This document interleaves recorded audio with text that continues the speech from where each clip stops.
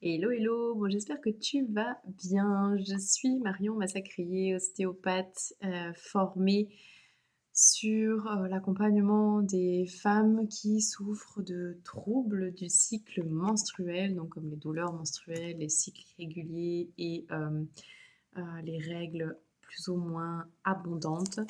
Donc je te fais cette vidéo ce soir là, à un horaire un peu plus tardif parce que voilà, j'ai ressenti le besoin de te parler des différents professionnels de la santé féminine à qui tu peux éventuellement parler de tes problèmes de cycle et vers qui tu peux te tourner pour demander de l'aide.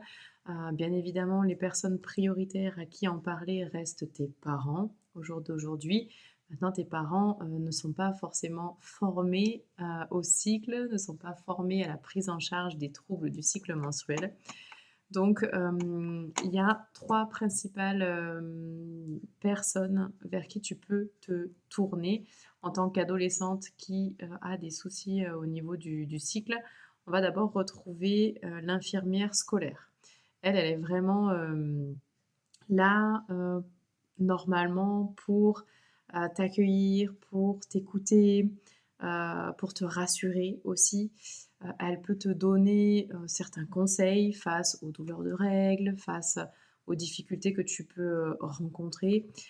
Elle va être capable aussi de voir si c'est plus ou moins grave ce que tu vis et donc ensuite t'orienter soit vers un médecin, soit, vers quelqu'un de beaucoup plus spécialisé dans le cycle menstruel. La deuxième personne que tu peux aller voir, c'est ton médecin généraliste. En général, voilà, on a un médecin, de de mère en fille, on va toujours voir la même personne.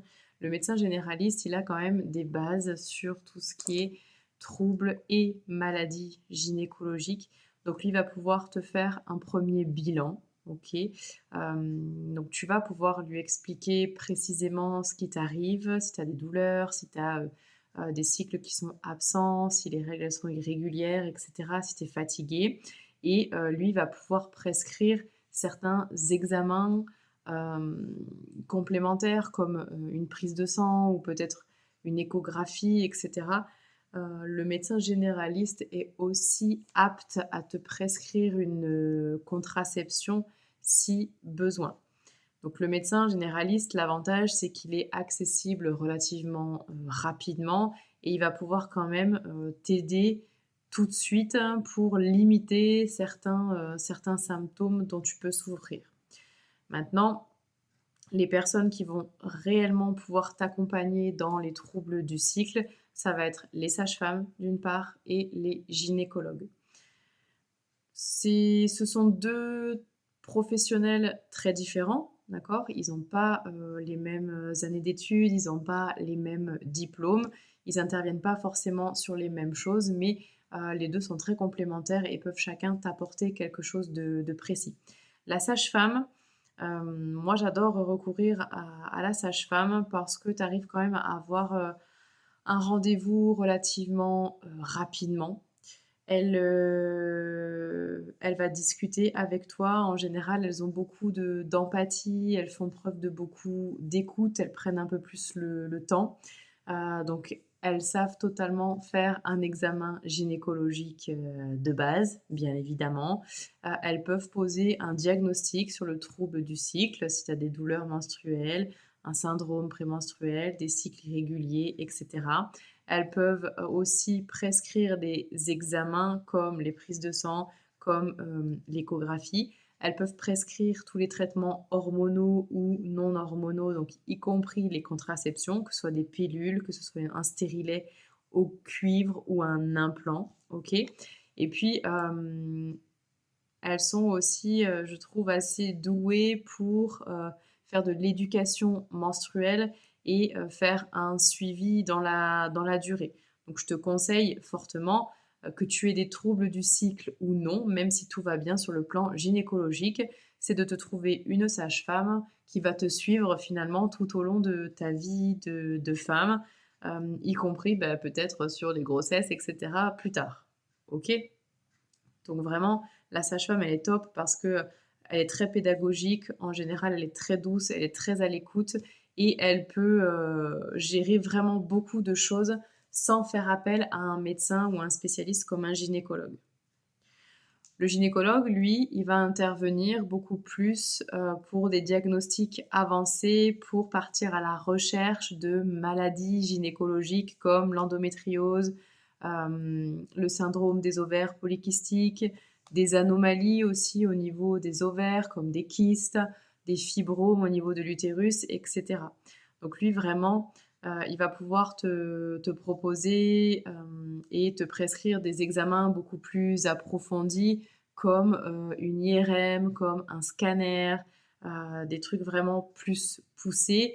Lui, il va pouvoir aussi te prescrire tous les traitements, hormonaux et non hormonaux, mais il va pouvoir aller plus loin. Il va pouvoir prescrire des trucs un peu plus costauds s'il y en a besoin.